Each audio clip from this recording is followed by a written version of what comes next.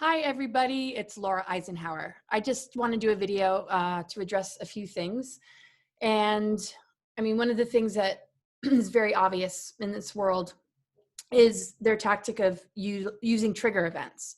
Trigger events bring up traumas that we might have experienced in the past that we end up reliving. And because PTSD or trauma is stored in the nervous system, when it gets triggered and it begins to kind of take over the mind and the being of the person, it's almost like that event is happening all over again. So it's very easy to kind of lash out or to want to, take it out on other people. But I mean, we have to understand, I mean, we're literally like in a very small window before something like a second wave might come. The reason I don't think that's going to happen is for a number of reasons, but it's really hard to even talk about Trump without people having an issue. But I'm at a place where if you don't like me, please, by all means, don't follow me. If you don't agree with me, nobody's making you listen. So there's a lot of comments that it's almost like you're a victim to watching a video because either you don't agree with me or I didn't do it right in your eyes. So, that's kind of ridiculous as far as I'm concerned. But if you, I don't know, can pick up on the fact that my intention is to bring information and to help unify us, then yeah, not every interview is going to, convey the intention that I hold for numerous reasons. And I'll get into all that in just a little while, but trigger events are the tactic being used right now. And I don't feel a second wave is possible because the funding of WHO is stopped. Things related to, the banking systems have shifted as far as, what this president has been able to do. There's long lists of information that I could share about all of that. And I am grateful to have taken the time to look at President Donald Trump's astrological chart, and it's mind-blowing. I'm going to do a special video just about that. And any astrologer wouldn't be able to really argue the things that it shows.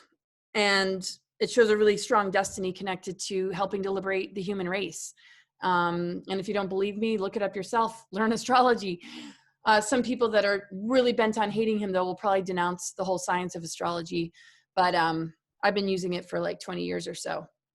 So I want to draw attention to an event that I'll be doing with Dr. Michael Salla and John D'Souza. And you can register on my website. It is coming up in not too long. Hold on one second. So it's Saturday, June 27th at 10:30 a.m. to 6 p.m. Pacific time, 1:30 p.m. to 9 p.m. Eastern time. If you go to my website, cosmicgaia.org, you will see the information on the home page. You just click onto the picture, you can register. It's called Ascension, Exopolitics, and Disclosure. And I've had some great adventures with these guys. We went to China together in 2019. And just seeing what took place in Wuhan, and there was something recent that just happened in Beijing, and we were in Beijing and also Shanghai, and it was just an amazing time. Met the most incredible people. So we've done panels and workshops before, and basically let me tell you a little bit about it. Political unrest, awareness of global corruption, the existence of extraterrestrials, the truth of the monetary system, a sustainable way to live on the planet, and our spiritual vibratory essence are various dimensions to evolution of consciousness now occurring on our planet. As the years go by and we move into a world where hidden truths and revolutionary ideas are becoming the norm, there will be outlets to provide full circle awareness in order to inform the global public about the truth of who we are, our existence on this planet, and our connection to the cosmos. So Dr. Michael Salla has written a lot of books about exopolitical issues. John D'Souza is a former FBI agent. And then there's me. I've done presentations all around the world for 10 or so years, and have some books in the works that I'll be publishing. And I do astrology readings, and have subscribers to share information on as regular a basis as I can. And so I hope you guys will join. There's a lot of information there. So yeah, I just want to kind of go back to my interview, I did a recent interview with Cyrus A. Parsa.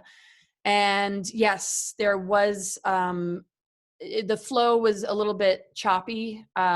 People said that I interrupted a lot. It's not something I normally do in interviews. And instead of, trying to diagnose it or say, really kind of insulting things, maybe you could look at the larger picture a little bit. This is not easy information to get out. Sometimes there is a delay, believe it or not, where, the tech part isn't as smooth as it could be. I'm not saying I'm blaming it on that, but I did have some interferences come in that day that almost stopped me from being able to do the interview, and I almost canceled. But I wanted to stick to the time that we chose because we had planned it weeks in advance. And but yeah, I wasn't sure I wanted it posted because of the choppiness, and I knew I would just be like heavily criticized. But he was happy with it, and we decided to do it. I mean, we're friends and we're colleagues, and I appreciate people's feedback, but maybe you can look at the other comments or the comments that we put to help you to understand certain things. I'm not oblivious to like being able to watch myself and see like, whoa, okay, that didn't kind of come out well, or it could have been done better.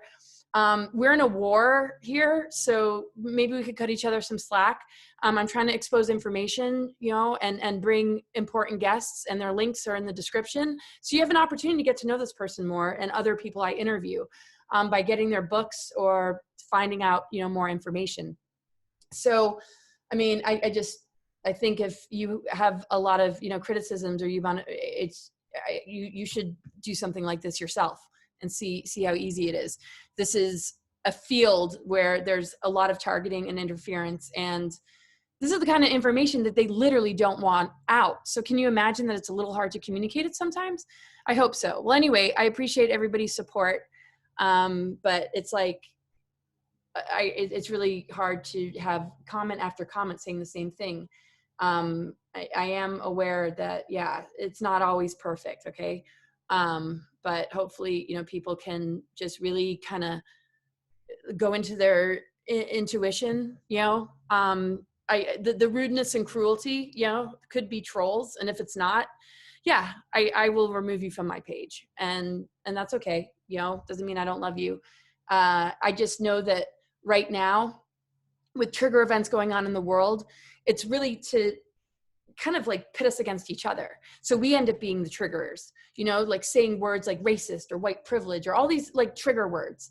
Are not going to create good conversation, or things that are like really insulting a person, or saying, I don't know. It's like, really, I mean, we got to get out of this kind of high school mentality and go into a greater spiritual maturity and actual love and care and concern for one another, and like hold each other's hands and help each other to be the best person and best people that we can be, and to come together in unity. I find some of these dialogues and just the way people communicate so incredibly petty, and it's not even about me. It's I see it everywhere. And, it's like, there's a lot at stake. So hopefully people will be open to a video I'll be doing about Donald Trump's chart. I had no reason to, really necessarily like him in the beginning. And at first I wasn't sure at all. I just didn't want, who to win office. And as I've gotten to know what's going on behind the scenes a lot better, I shifted a bit.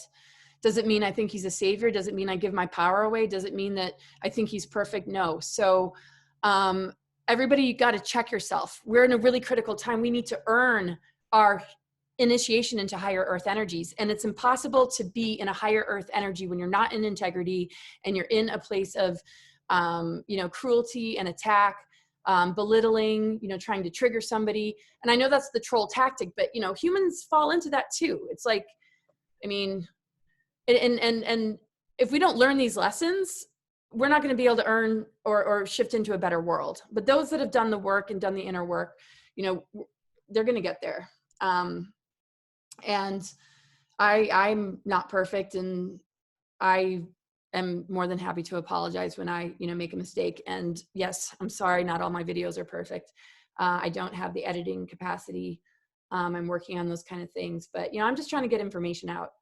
And nobody's making you watch. So, and also it is my platform. And sometimes I bring guests on that have asked me to bring them on.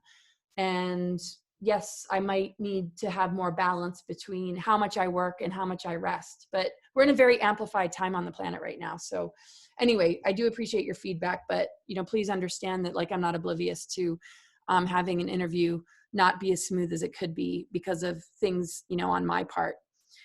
But yeah, everybody watch out for those triggers.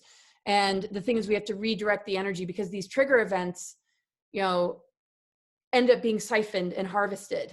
We could take the same passion and the same sense of purpose and redirect it towards building upon things and creating community and creating solutions. And I've even mentioned that. I mean, it's just, there's a lot of low vibes. It sucks to have to like block or delete people, but it's just, yeah, it's, if there's anything that we need to focus on, is how to be kinder and more compassionate to each other. And, if you don't like the way you're seeing something get done, get off your ass and do it yourself. And I love you all. Take care. Bye.